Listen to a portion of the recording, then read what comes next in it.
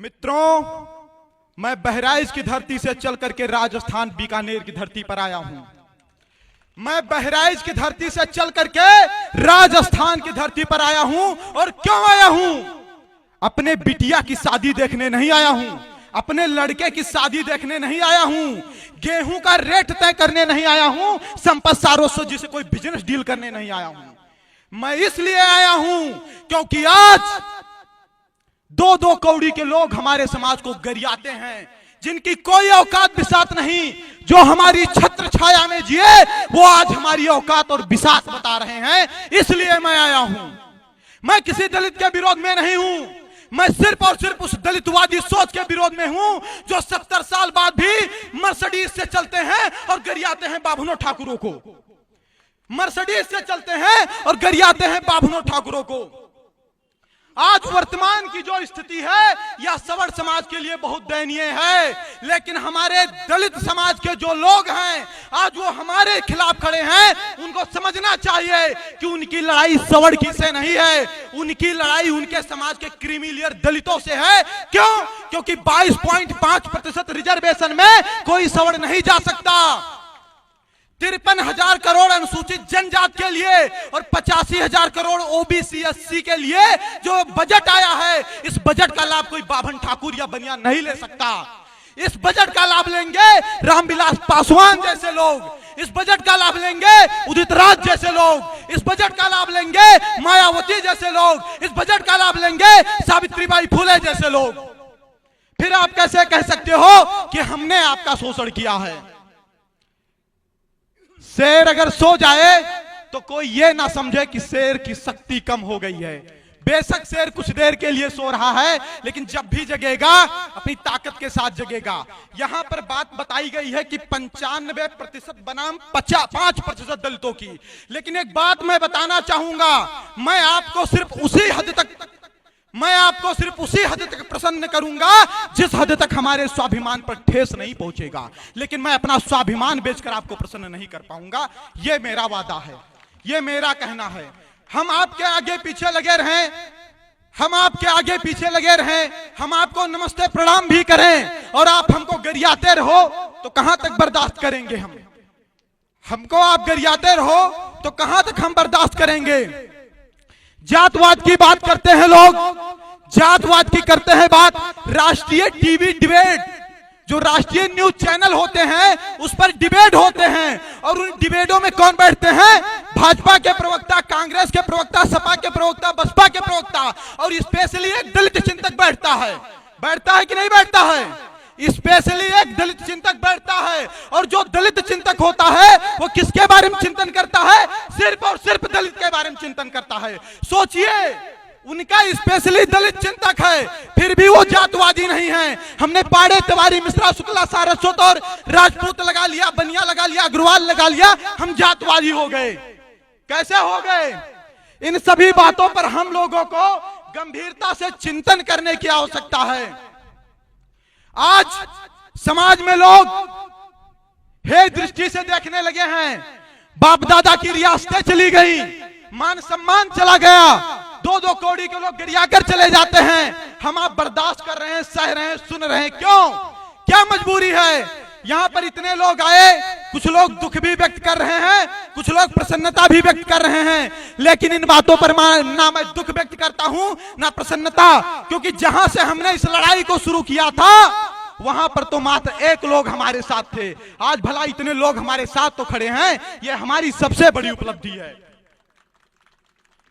मुझे विश्वास है कि राजस्थान के सभी भाई बहन मेरी बात समझ पा रहे होंगे, और मैं चाहता हूं कि जो भी मित्र जा रहे हैं वो रुके 2-4-5 मिनट, कुछ बात सुने तब जाएं, क्योंकि हम भी बहराइच से आए हैं, उत्तर प्रदेश से 1000 किलोमीटर यात्रा करके आपके यहाँ, और इसलिए आए हैं। मैंने बताया कि मैं अपनी बिटिया की शादी के लिए नहीं आया हूं, आप लोगों के गांव, आप लोगों के जिले, आप लोगों की धरती पर आप लोगों को जगाने के लिए आया हूं।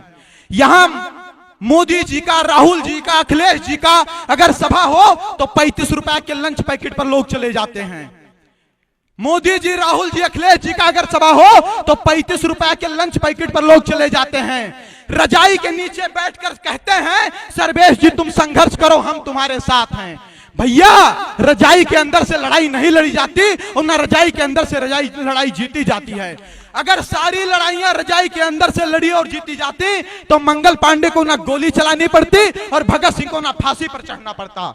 मैं कहना चाहता हूं कि आप अगर मेरे संघर्ष में साथ हैं तो आप आइए, और अगर आप आएंगे तो हमें संघर्ष करने की आवश्यकता नहीं पड़ेगी।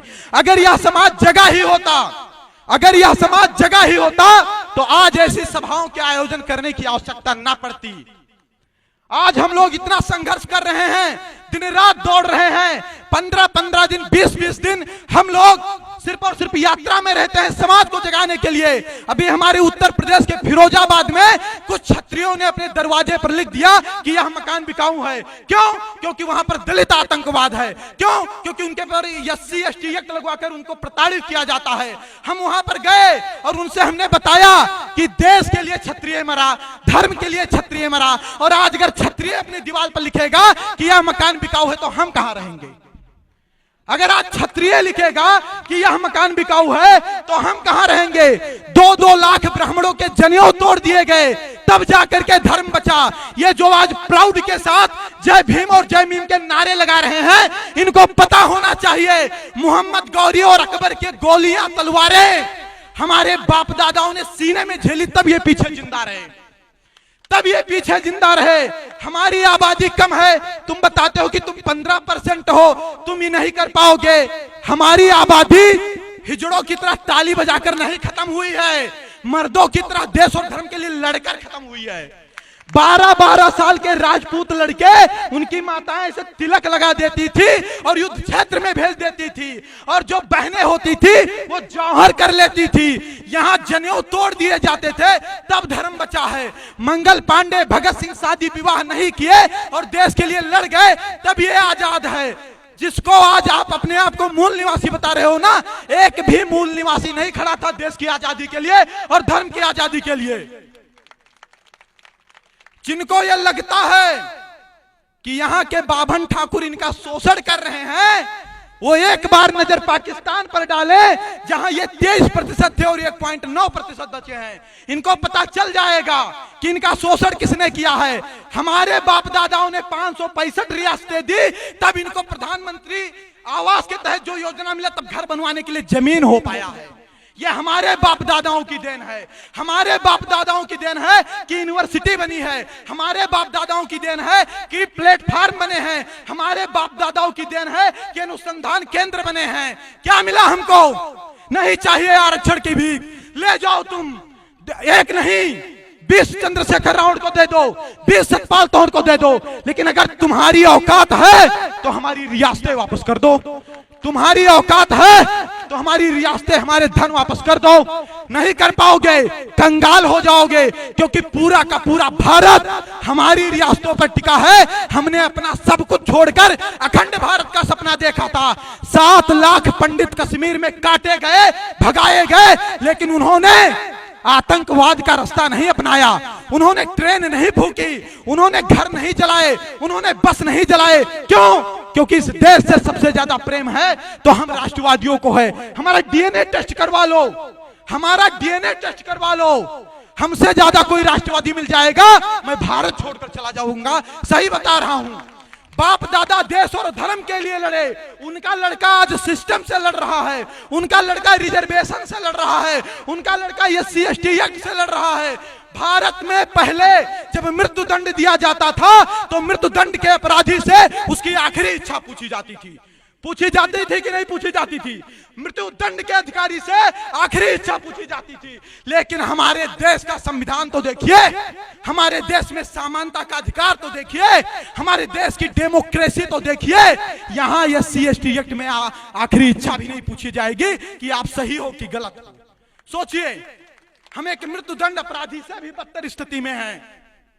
मुस्कुराइए मत, सोचिए, चिंतन करिए, कहां थे, कहां पहुंच गए, कहां थे, कहां पहुंच गए, और आने वाले समय में कहां पहुंचेंगे। यह स्पष्ट कह रहा हूं कि आज अगर आप नहीं जग पाए, आज नहीं जग पाए तो ना फिर कोई संपत सारस्वत पैदा होगा आपको जगाने के लिए, ना कोई सुखदेव सिंह गोगा मेड़ी पैदा होगा आपको जगाने के लिए, ना कोई दिनेश रनेजा होगा आपको पैदा जगाने के लिए, और ना ऐसी सभाएं होंगी। तब आप बहुत देर कर चुके होंगे, क्योंकि तब बहुत देर हो जाएगी, तब आपके जागने का भी मतलब नहीं रहेगा। देश की रक्षा की बात करते हो, धर्म की रक्षा की बात करते हो। मैं कहता हूं कि जब तुम ही नहीं बचोगे तो देश और धर्म कैसे बचेगा? बताइए, जब आप ही नहीं बचोगे तो आपका देश और धर्म कैसे बचेगा? आप एक यादव से नाराज होते हैं तो दूध लेना बंद करते हैं, आप एक लुहार से नाराज होते हैं तो लोहे के औजार बनवाना बंद करते हैं, आप एक कुम्हार से नाराज होते हैं तो आप बर्तन बनवाना बंद करते हैं। लेकिन जब आप एक बाभन और ठाकुर से नाराज होते हैं तब आप हिंदू संस्कृति, हिंदू धर्म और हिंदू सभ्यता से अलग हो जाते हैं। क्योंकि आज भी जन्म संस्कार, मृत्यु संस्कार, विवाह संस्कार पंडित जी करवा रहे हैं और पंडित जी की रक्षा ठाकुर साहब कर रहे हैं। जागिए, जागिए, सिस्टम चेंज होगा। क्यों चेंज होगा बता रहा हूं। सिस्टम इसलिए चेंज होगा कि जब भारत में हमारे जैसे 21 और 22 साल के युवा, जब देश में राष्ट्रवाद और हिंदूवाद के नाम पर हमें ब्लैकमेल किया जाता है, तब हमारे जैसे युवा एक हजार किलोमीटर की यात्रा तय करके बीकानेर इस विषय को उठाने के लिए पहुंचते हैं, तब समझिए कि सिस्टम चेंज होगा। हमसे काफी लोग जुड़े हैं सोशल मीडिया पर, आदरणीय संपत भैया भी जुड़े हुए हैं, जोशी जी, आप सभी लोग जुड़े हुए हैं। आज तक मैंने किसी नेता के साथ सेल्फी लेकर नहीं डाली। क्यों डालूं? सुप्रीम कोर्ट का फैसला आता है, प्रमोशन में रिजर्वेशन मौलिक अधिकार नहीं है, राज्य सरकार बाध्य नहीं है। राहुल गांधी कहते हैं ये तो आरक्षण खत्म कर रहे हैं, और वहीं पर चिराग पासवान बैठा है, उसका जो गठबंधन है वो एनडीए से है, राहुल गांधी यूपीए से है, लेकिन सिर्फ और सिर्फ आरक्षण की बात पर वो राहुल गांधी के स्वर में स्वर मिलाता है और कहता है कि हाँ, इस रिजर्वेशन को 9वीं सूची में डालूंगा।